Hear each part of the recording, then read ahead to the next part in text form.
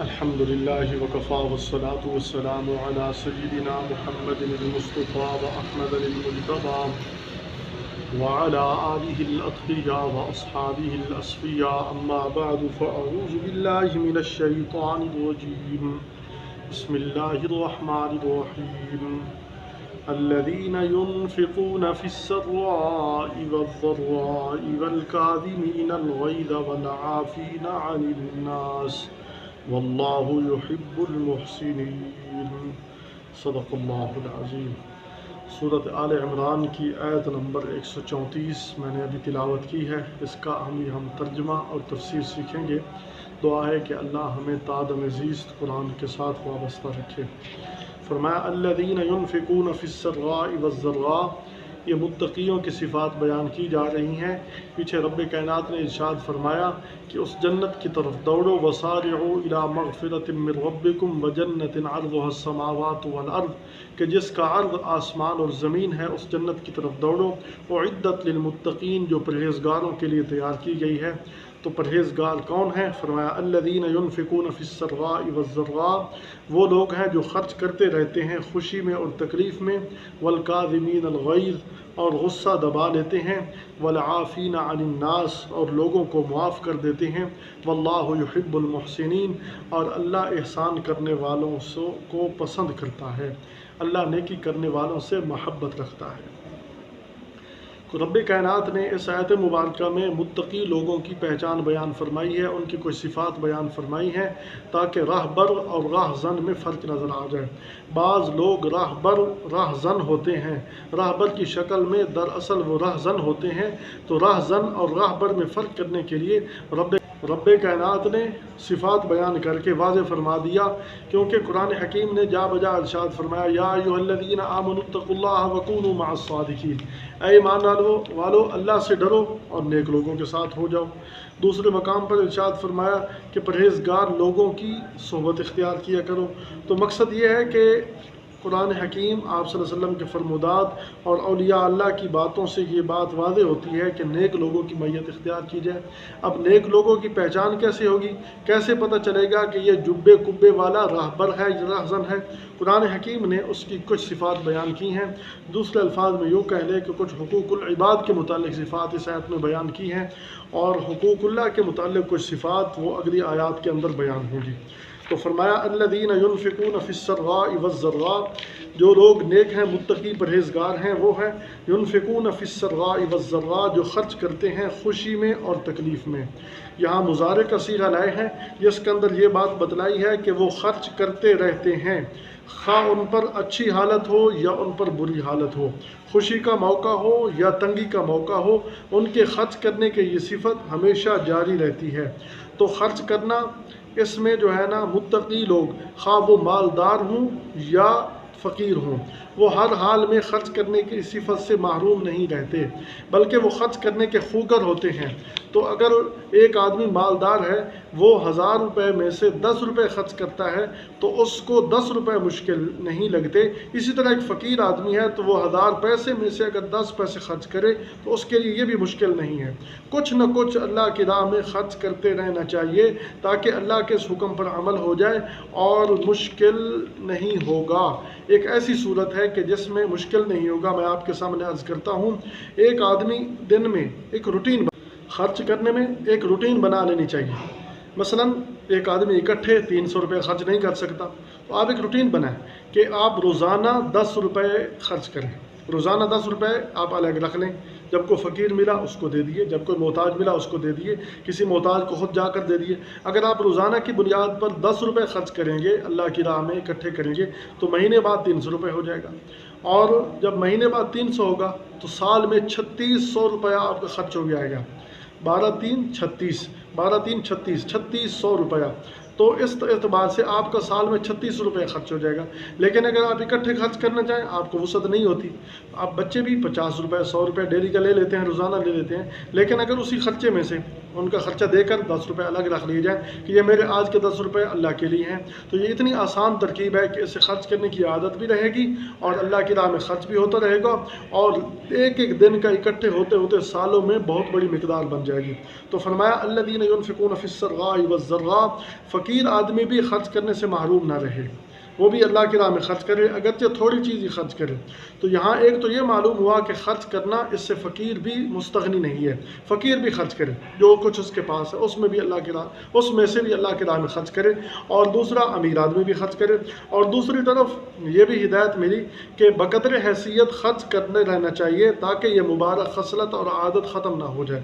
اور تیسری اہم چیز یہ ہے کہ انسان جو ہے نا، جو مال خرچ کرتا رہتا ہے اللہ کی راہ میں، وہ حقوق العباد کیسے دبائے گا؟ جو خود لوگوں کے حق ادا کر رہا ہے، اس کے ذمے بھی نہیں ہے، ذمے نہ ہونے کے باوجود وہ خوشی سے لوگوں پر خرچ کرتا ہے، محتاجوں پر خرچ کرتا ہے، تو وہ حقوق العباد میں کیسے ڈنڈی مارے گا؟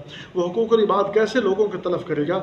اور حدیث پاک کے اندر یہ بھی ایک واقعہ آتا ہے، سیدہ صدیقہ عائشہ رضی اللہ عنہا نے ایک مرتبہ ایک انگور کا دانہ اللہ کے راستے میں خرچ کیا، اور کچھ نہیں تھا، ایک انگور کا دانہ ملا، اس کو بھی اللہ کے راہ میں خرچ کر ڈالا۔ اور حدیث پاک کے اندر جناب رسول اللہ صلی اللہ علیہ وسلم نے ارشاد فرمایا کہ اتقوا النار ولو بشق تمرۃ وردوا السائل ولو بزلف شاۃ، فرمایا جہنم کی آگ سے اپنے آپ کو بچاؤ، اگرچہ ایک کھجور کا ٹکڑا ہی کیوں نہ خرچ کرو، اور فرمایا سائل کو خالی واپس نہ لوٹو، اگرچہ بکری کے پاؤں کی کھری ہی دے دو۔ تو اب بکری کے پاؤں کی کھری پر کتنے گوشت ہوتا ہے؟ تو آپ صلی اللہ علیہ وسلم نے خرچ دینے کے لیے ترغیب ارشاد فرمائی۔ تو فرمایا کہ خرچ کرنا، ایک تفسیر کبیر کے اندر ایک واقعہ لکھا ہے، ایک آدمی، آپ صلی اللہ علیہ وسلم نے ترغیب دی صدقہ کی، لوگ اپنے مال لے آئے، ایک آدمی جو ہے نا کھجور کے چھلکے لایا، کہنے لگا کہ یا رسول اللہ صلی اللہ علیہ وسلم میرے پاس اس وقت اس کے علاوہ کچھ نہیں تھا۔ آپ صلی اللہ علیہ وسلم نے اس کو بھی قبول فرما لیا۔ تو فرمایا انفاق فی سبیل اللہ کرتا رہنا چاہیے۔ اور اسی طرح ایک آدمی قوم میں بڑا عزت دار تھا، وہ آپ صلی اللہ علیہ وسلم کے پاس آیا، کہنے لگا یا رسول اللہ صلی اللہ علیہ وسلم میرے پاس مال تو نہیں ہے لیکن میں اپنی عزت اللہ کی راہ میں خرچ کرتا ہوں۔ کیسے عزت خرچ کرتا ہوں؟ کہنے لگا کہ آئندہ اگر قوم میں سردار ہوں، میری آئندہ کوئی بےزتی کرے گا، کوئی بڑا برا کہے گا تو میں اس سے ناراض نہیں ہوں گا۔ تو اس نے اپنی عزت کا سودا کر دیا۔ اسی طرح ایک آدمی جو ہے نا، اس کے پاس کچھ نہیں ہے تو وہ اپنا وقت اللہ کے راستے میں خرچ کرے، دین سیکھنے کے لیے وقت خرچ کرے، لوگوں کو دین سکھلانے کے لیے اپنا وقت خرچ کرے۔ تو مقصد یہ ہے کہ اپنا مال و دولت ہی نہیں، علم خرچ کرے۔ کسی کے پاس علم کی دولت ہے، مال و دولت نہیں، وہ لوگوں کو علم سکھلائے، علم پر محنت کرے۔ اسی طرح ایک آدمی کے پاس مال و دولت ہے، وہ مال و دولت خرچ کرے۔ کسی کے پاس مال و دولت نہیں، وہ اپنا وقت خرچ کرے۔ وقت نہیں ہے تو جو کچھ ہو سکتا ہے اللہ کی راہ میں خرچ کرے، کیونکہ حدیث پاک کے اندر ایک مثال دی گئی ہے، ولو بزلف شاۃ، اگرچہ وہ بکری کی کھری کیوں نہ ہو، اتنے خرچ کرنا چاہیے۔ تو بہرحال خرچ کرنا چاہیے اللہ کے راستے میں، یہ پہلی صفت ہے۔ فرمایا متقی لوگ، آپ راہبر تلاش کر رہے ہیں، راہ زن سے بچنا چاہتے ہیں، فرمایا متقی وہ ہیں جو اللہ کی راہ میں خرچ کرتے رہتے ہیں، تنگی میں بھی اور وسعت میں بھی، ہر حال میں اللہ کے راستے میں خرچ کرتے ہیں۔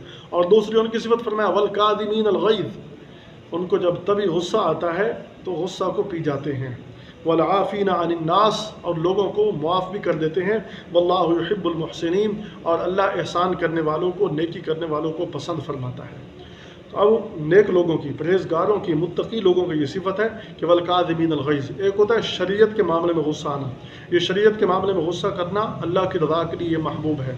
اور ایک ہوتا ہے غصہ کرنا اپنی ذات پر، ذات کے اعتبار سے، اپنی ذاتی طور پر غصہ، ذاتی غصہ پی جانا چاہیے۔ کسی کی ذات کو کوئی برا کہے، جناب رسول اللہ صلی اللہ علیہ وسلم اپنی ذات کے معاملے میں کسی سے کوئی انتقام نہیں لیتے تھے، بدلہ نہیں لیتے تھے، تو ذاتی غصہ پی جانا چاہیے۔ اور اس کے علاوہ جو غصہ شریعت کے معاملے میں، وہ تو غصہ محبوب ہے، وہ غصہ محمود ہے، ایسا غصہ آنا چاہیے۔ اگر آدمی کو ایسے موقع پر غصہ نہیں آتا تو پھر وہ اپنے ایمان کی فکر کرے۔ تو لیکن نیک لوگوں کی صفت ہے کہ جب اپنے ذاتی معاملے میں غصہ آتا ہے وہ پی جاتے ہیں۔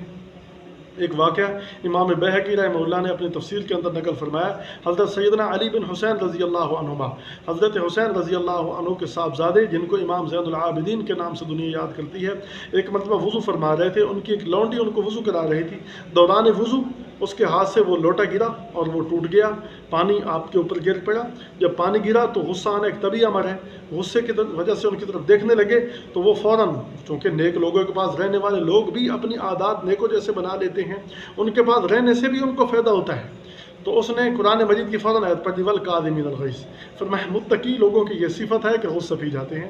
تو امام زین العابدین کو جو غصہ آیا ہوا، اپنے ماتھے پہ جو تیوڑی چڑھی ہوئی تھی اور غصے کے آثار تھے فوراً ختم ہو گئے، اور پھر وہ بڑی سمجھدار تھی، کہنے لگی والعافین عن الناس، کہنے لگی والعافین عن الناس، لوگوں کو معاف بھی کر دیتے ہیں۔ تو آپ نے فرمایا اچھا بڑی سمجھدار ہے تو چلو تجھے معاف بھی کیا۔ اس نے کہا واللہ یحب المحسنین، فرمایا اللہ بھلائی کرنے والوں کو محبوب رکھتا ہے۔ انہوں نے کہا جا تجھے آزاد بھی کر دیا، اب تیرے ساتھ بھلائی کا معاملہ کر دیا، تجھے آزاد بھی کر دیا، تو جا تجھے معاف بھی کر دیا۔ تو لوگوں کی خطاؤں اور غلطیوں کو معاف کرنا انسانی اخلاق کا ایک بہت بڑا درجہ ہے۔ اس کا ثواب انتہائی بہت بڑا ثواب ہے، آخرت میں انتہائی اعلیٰ ثواب ملے گا۔ حدیث پاک کے اندر آتا ہے من سرہ ان یشرف لہ البنیان، جو آدمی پسند کرتا ہے کہ قیامت کے دن اس کے بڑے بڑے محلات ہوں، جنت میں اس کے بہت بڑے محلات ہوں، جو یہ چاہتا ہے، اور فرمایا وترفع لہ الدرجات، اور اس کے درجات بلند کیے جائیں، وہ پسند کرتا ہے فلیعف عمن ظلمہ، جس نے اس پر ظلم کیا اس کو معاف کر دے، ویعط من حرمہ، جو اس کو محروم رکھتا ہے اس کو عطا کرے، فرمایا ویصل من قطعہ، جو اس سے تعلقات بگاڑتا ہے اس سے جوڑ کے رکھے، تو قیامت کے دن اس کے بڑے بڑے محلات ہوں گے اور بڑے بڑے اس کے درجات بلند کیے جائیں گے۔ تو یہ انسان کا خلق، انسان کے اخلاق بہت اعلیٰ چیز ہے۔ فرمایا ادفع باللتی ہی احسن، فرمایا اگر تمہیں کوئی غصہ دلاتا ہے نا تو اس غصے پر فرمایا احسن طریقے سے اس کو جواب دے، فَإِذَا الَّذِي بَيْنَكَ وَبَيْنَهُ عَدَاوَةٌ، جو تیرے اور اس کے درمیان عداوت چل رہی ہے، كَأَنَّهُ وَلِيٌّ حَمِيمٌ، گہری دوستی میں بدل جائے گی۔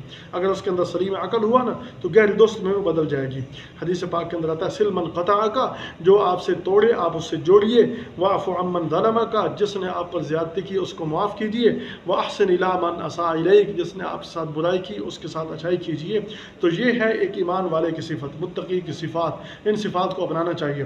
چنانچہ اسی کے متعلق امام اعظم ابو حنیفہ رحمہ اللہ کا ایک مشہور واقعہ ہے کہ امام صاحب ایک دن بازار میں جا رہے تھے، ایک جاہل آدمی سامنے آیا، اس نے امام صاحب کو کچھ گالی دے دی، امام صاحب کو برا بھلا کہا، امام صاحب نے کوئی جواب نہیں دیا، گھر تشریف لائے، گھر جا کر انہوں نے دراہم اور دنانیر اٹھائے اور جا کر اس کے دروازے پر جا کر دستک دی۔ جب وہ باہر نکلا تو حیران ہوا کہ کہیں امام صاحب انتقام لینے کے لیے ہیں۔ امام صاحب نے اس کو سلام کیا، سلام کرنے کے بعد اس کو وہ درہم اور دنانیر کی تھیلی پکڑا دی۔ وہ حیران ہوا کہ کمال ہے، میں نے آپ کو غصہ دلایا، گالی دی، فرمایا یہی تو اچھی بات تو نے کیا کہ تو نے مجھے گالی دی اور اپنی نیکیاں مجھے دی، یہ تو نے میرے ساتھ احسان کیا ہے، حل جزاء الاحسان الا احسان، احسان کا بدلہ تو احسان ہی ہوتا ہے نا، تو نے مجھے نیکیاں دی، میں اس کے بدلے میں تجھے یہ دے رہا ہوں، تو نے میرے ساتھ بھلا کیا ہے، تو نے میری آخرت کے متعلق اچھا سوچا، میں تیری دنیا کے متعلق اچھا سوچ رہا ہوں، یہ لے، یہ تمہیں انعام کے طور پر دے رہا ہوں۔ وہ بہت شرمسار ہوا اور شرمسار ہو کر اس نے فوراً وہ جو ہے توبہ طیب ہوا اور امام صاحب کا شاگرد بن گیا، اور لکھا ہے کہ وہ بہت بڑا ایک عالم بن گیا۔ تو یہ ہے والعافین عن الناس واللہ یحب المحسنین، لوگوں کو معاف کرتے ہیں اور احسان بھی کرتے ہیں، اور اللہ کو احسان کرنے والے بڑے محبوب ہیں۔